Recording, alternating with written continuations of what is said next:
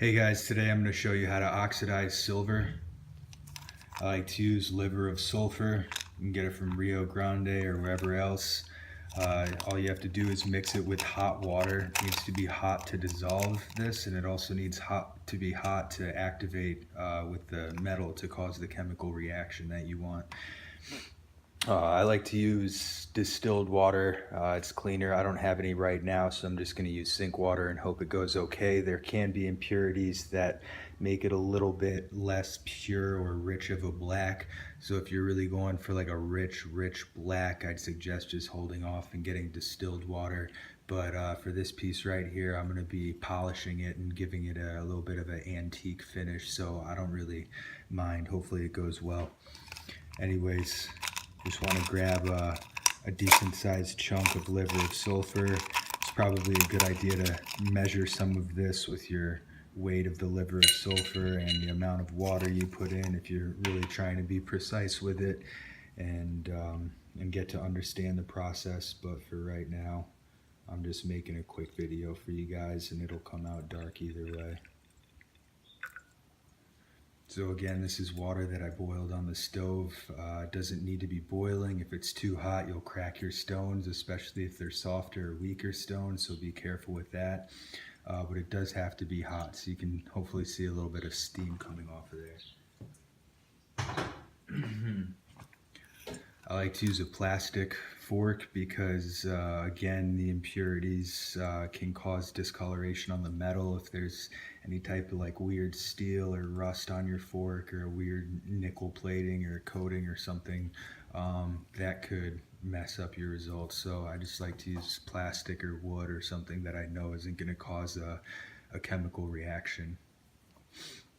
So again, the water's got to be pretty hot to dissolve this little stone right here. I picked kind of a big one. I might take it out because it is dissolving a decent amount. Probably don't need more than that, and we'll leave it in for a little bit. Anyways, to get your pendant ready, what you need to do is you got to clean it off really well.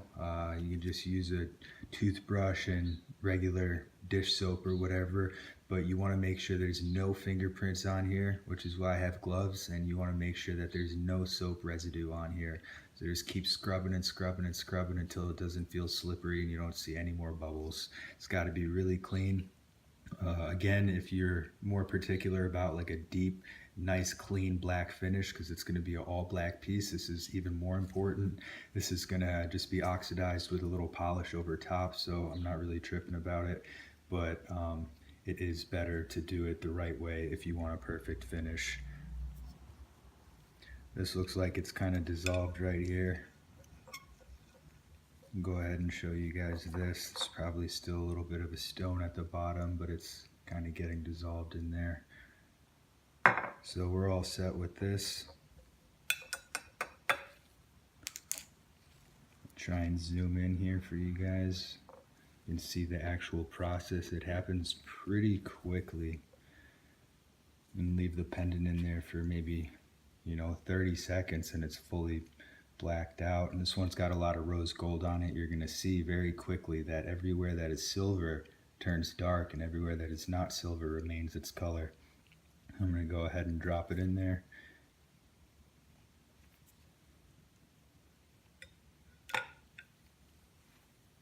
And you want your water level high enough where your entire pendant is covered, because if you have a portion of the pendant covered and a portion of the pendant that's not covered, it's going to leave like a line, and you can, in theory, go back and oxidize the other half, but I would recommend against that. You want one nice clean finish.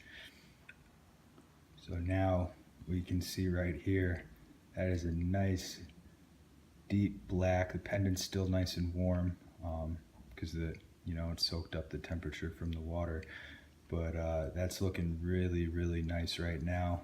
I'm gonna rinse some of this off and be right back.